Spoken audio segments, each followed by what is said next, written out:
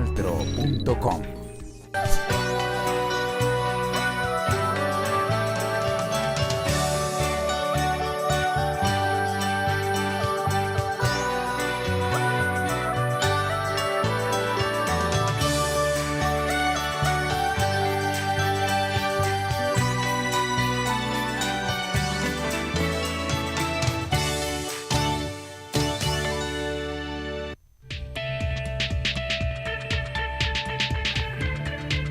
Hola televidentes del canal TRO, sean ustedes bienvenidos una vez más a ¿Qué puedo hacer por la paz? Y desde casa ustedes pueden hacer mucho, empezando para acompañarnos en estos temas tan importantes como es la paz.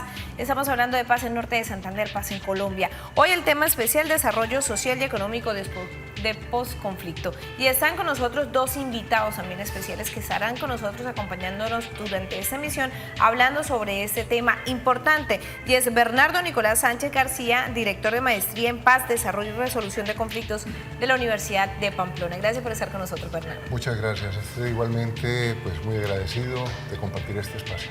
Igualmente la bienvenida para Lirio Riveras Cañas, quien es el director de Veeduría de Derechos Humanos, Operación Libertad Colombia. Gracias por estar con nosotros. No, gracias a usted, Astrid, por esta oportunidad que nos da y bueno, que sea de gran para la gente que espera este proceso de paz productivo. Inicie con preguntarles, ¿qué opinan ustedes del desarrollo social y económico que se habla para el posconflicto? Bueno, el desarrollo social, para el posconflicto hay que entrar por definirlo, ¿no? En primera instancia. Yo diría que una definición muy sencillita, muy corta, muy breve, sería la que Johan Galtung hace de lo que es el desarrollo social. El desarrollo como mínimo debe concebirse como la abolición de la miseria, como mínimo. Ese es un elemento de partida fundamental. A partir de allí podemos hacer otra serie de construcciones teóricas, pero en principio es eso. El desarrollo económico del que se habla dentro del posconflicto, ¿qué cree usted, cómo lo está percibiendo Colombia?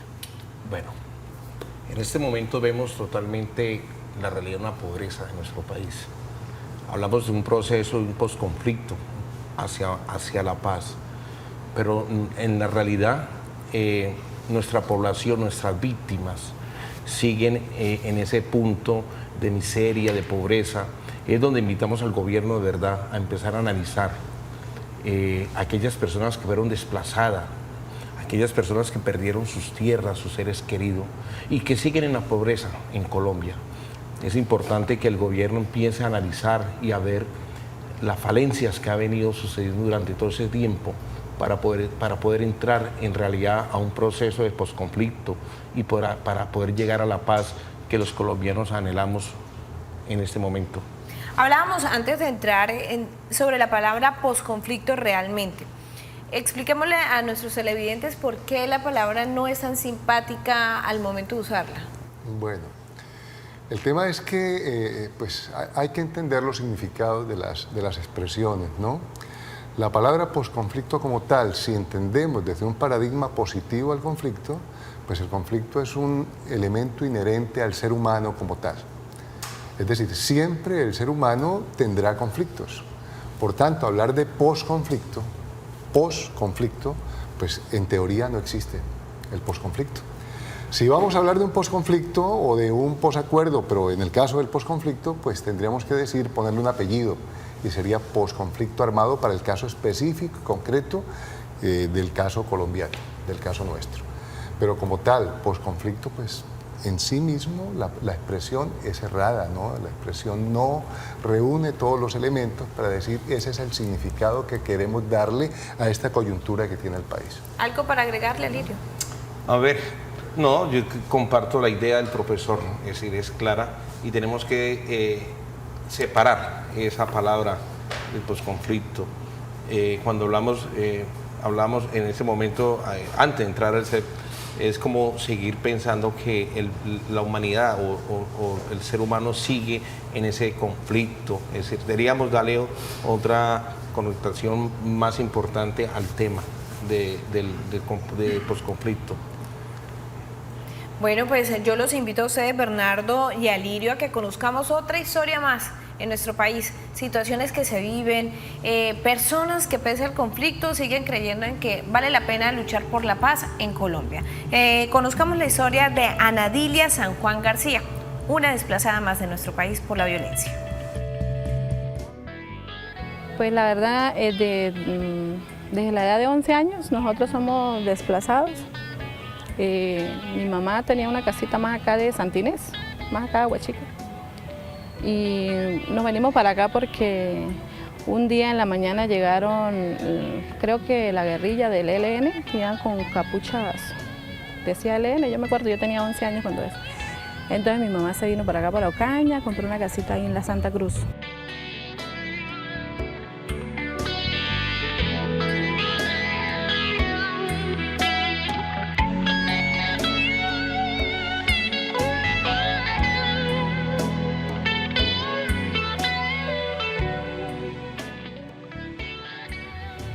Y después, pues bueno, yo crecí, trabajé aquí un tiempito y me fui para el sur de Bolívar, para Cantagallo, sur de Bolívar.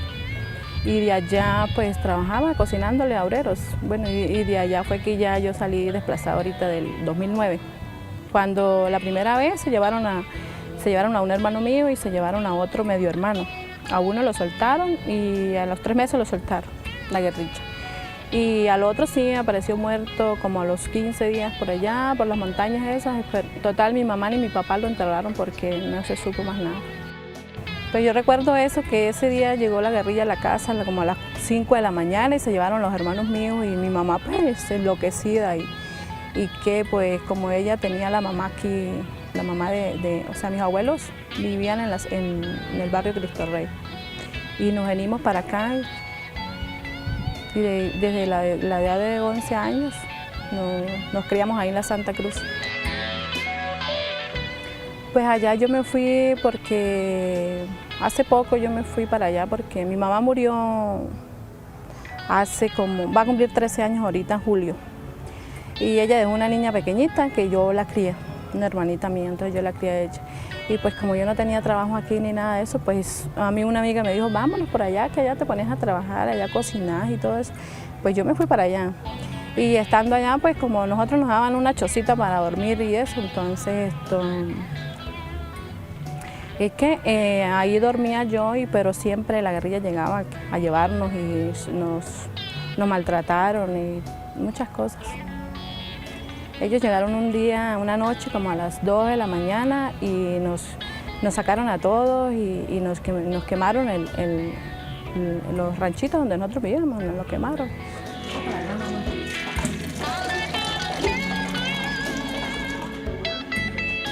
Nos venimos, cruzamos el río en chalupa como a las 5 de la mañana, 4:30, 5 de la mañana, hasta llegar a Gamarra y de ahí para acá otra vez, para Ocaña.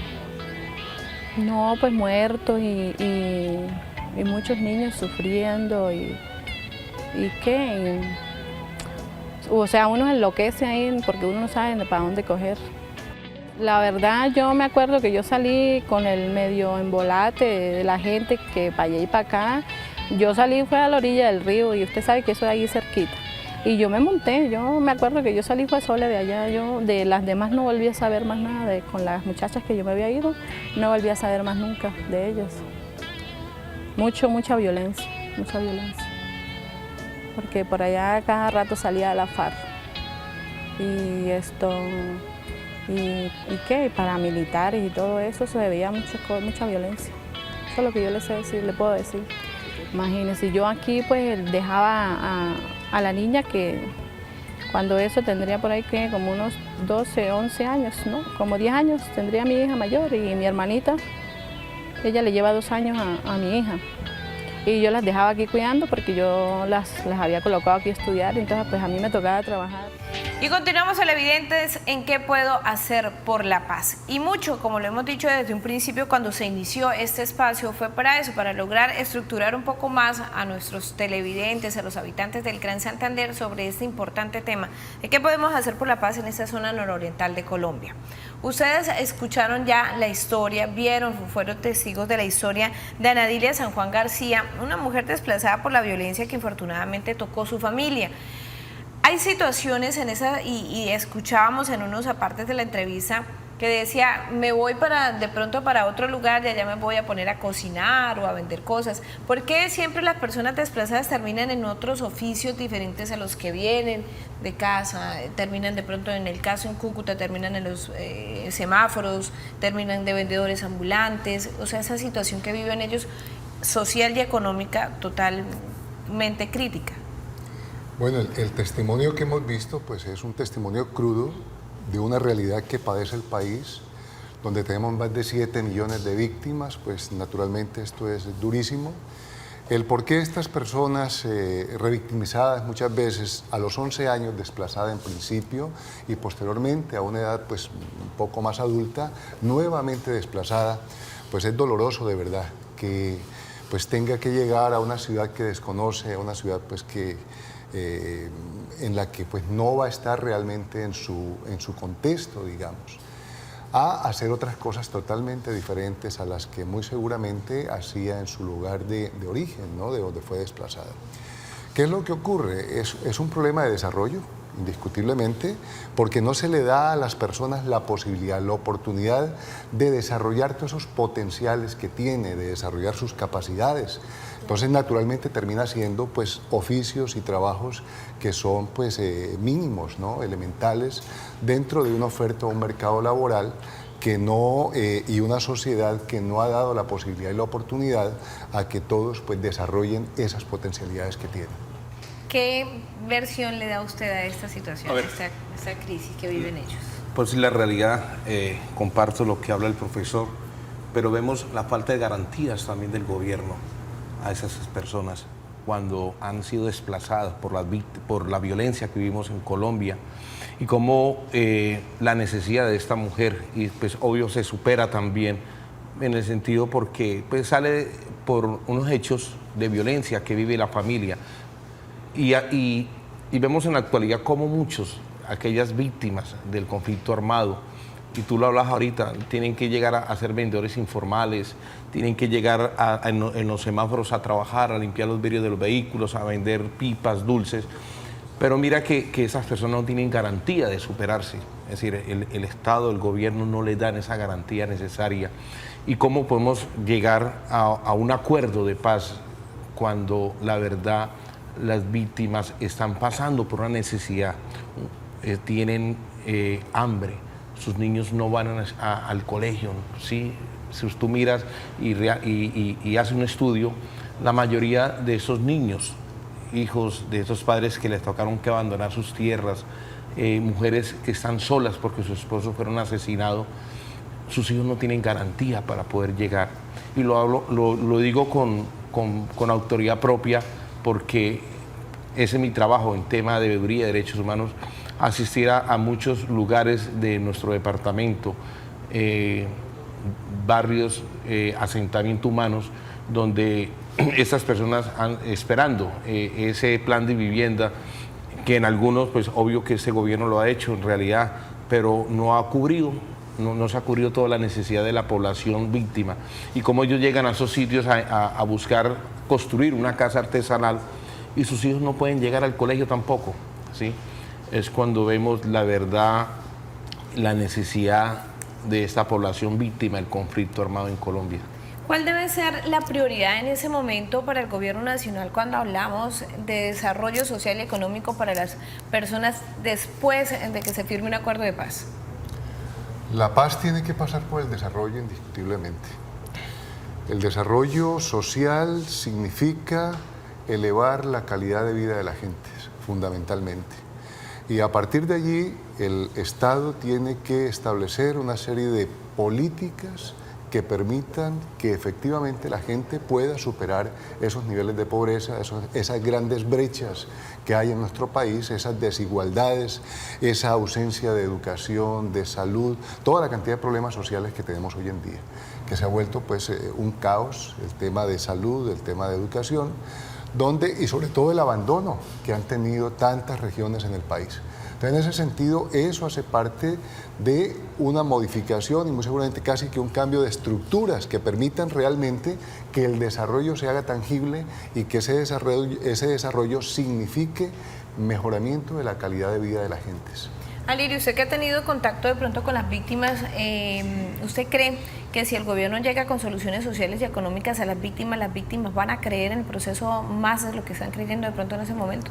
Claro que sí, claro que sí. ¿Qué es lo que esperan esas víctimas? Pues la presencia del gobierno, nuestro gobierno municipal, departamental, nacional, y que haga presencia con ofertas claras para esas personas.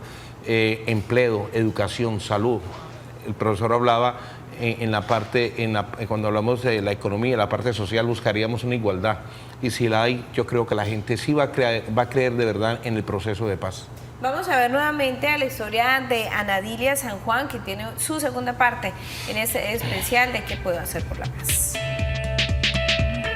Yo renunciar a todo y pues ahorita pues por ahí aprendí cosas ser estilista, pero no es que tenga un buen trabajo, porque ahorita todos los salones están muy solos y por ahí una vez en cuando los fines de semana hago un trabajito a domicilio, mucha valentía y pedirle mucho a Dios fortaleza y que le dé paciencia. Pues que no les dé miedo, porque a veces uno le da miedo declarar y todo, porque yo era una que a mí me daba muchísimo miedo ir y declarar, porque me daba miedo de que ellos me fueran a hacer algo a mí y todo eso. Pero no, que no se afanen y que sigan adelante, que si uno no puede estar de donde salió, pues a donde uno quiera que vaya, uno puede trabajar y luchar para poder sacar los hijos adelante.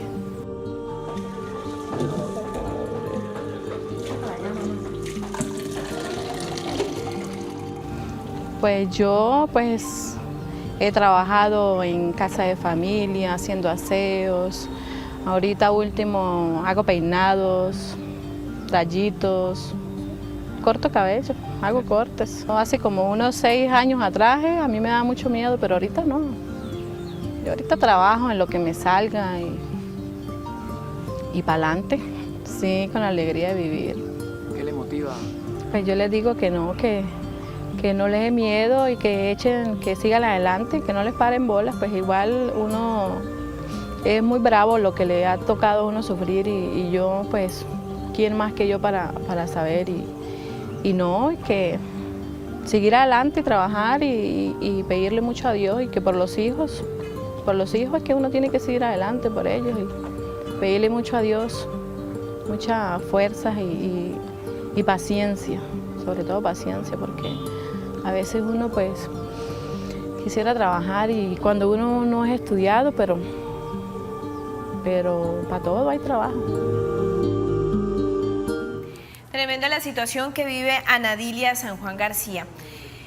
Bernardo, usted que tiene la potestad de pronto de pararse ante el público, ante estudiantes, universitarios y hablar de paz, ¿qué cree usted que hace falta de parte del gobierno nacional para aclararle a los colombianos o a los mismos universitarios, de pronto disipar algunas dudas? ¿Qué cree usted que sería como lo principal en ese momento? Del testimonio yo quiero decir que hay algo maravilloso de verdad, hermoso, que es esa capacidad de resiliencia que tienen nuestras gentes.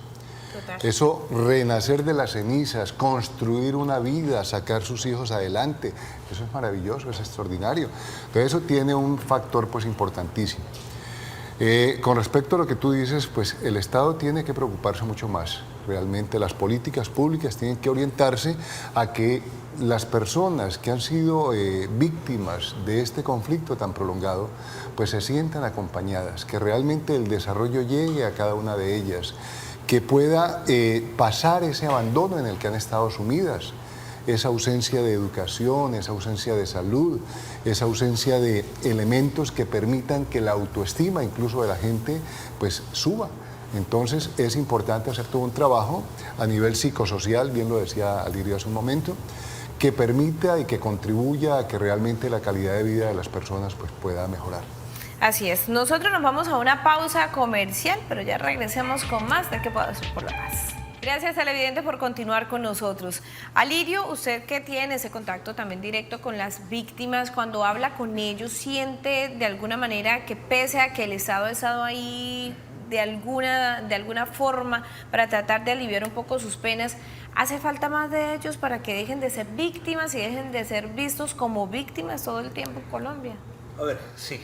el Estado tiene que hacer mucha presencia en el tema donde las víctimas se sienten abandonadas totalmente por parte del Estado, del gobierno, y más ahorita en este momento del proceso de ¿Pero las paz. víctimas en su mayoría o quizás son unas que otras víctimas? No, podemos hablar casi en su mayoría se siente muy abandonada.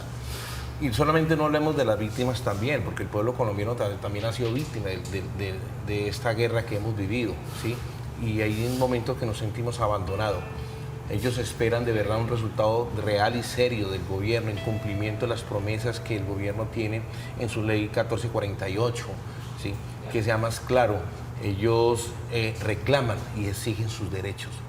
Cuando hablamos de un proceso de paz en Colombia, que nos estamos preparando con el posconflicto, tenemos que dar cumplimiento a esas garantías acordadas con el gobierno nacional para las víctimas. Y en Pedagogía para la Paz, televidentes e invitados, vamos a conocer de qué se trata el fin del conflicto.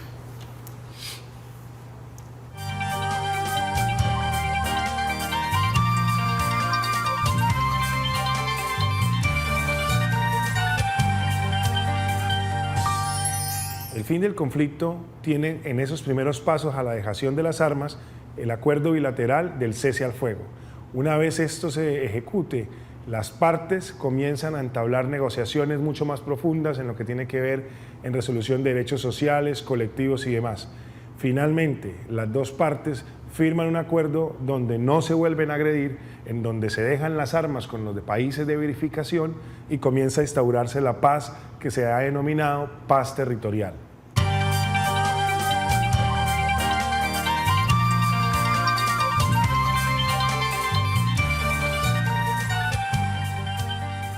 Rápidamente les voy a preguntar, ¿cómo se imagina usted cómo va a ser Colombia en el momento en que ya se dé la firma de esta terminación del conflicto? Bueno, el fin del conflicto que han denominado pues es el inicio realmente de un proceso. Lo que se logra con la firma de unos acuerdos es una paz negativa, es decir, la ausencia de guerra, es decir, la ausencia o mejor aún el cese al fuego, el cese de hostilidades. Pero a partir de allí hay que hacer toda una construcción, que es la construcción de paz que habrá que hacer en los años venideros. Una vez naturalmente todos los procesos de dejación de armas, en fin, todo lo que el proceso y el protocolo pues indicaría. ¿Cómo ve usted, Alirio, esa terminación del conflicto? A ver, pues como defensor y el tema también como dirigente sindical, en la terminación de este conflicto sería generación de empleo, garantías para la población víctima del conflicto.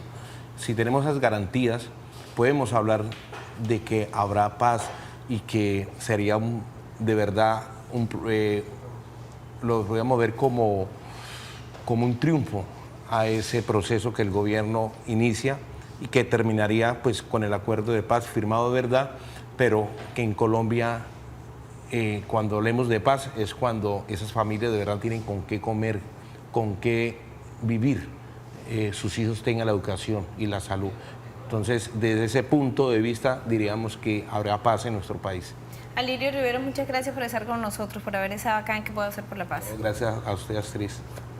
Bernardo Sánchez, gracias. Gracias por habernos acompañado. Con mucho gusto.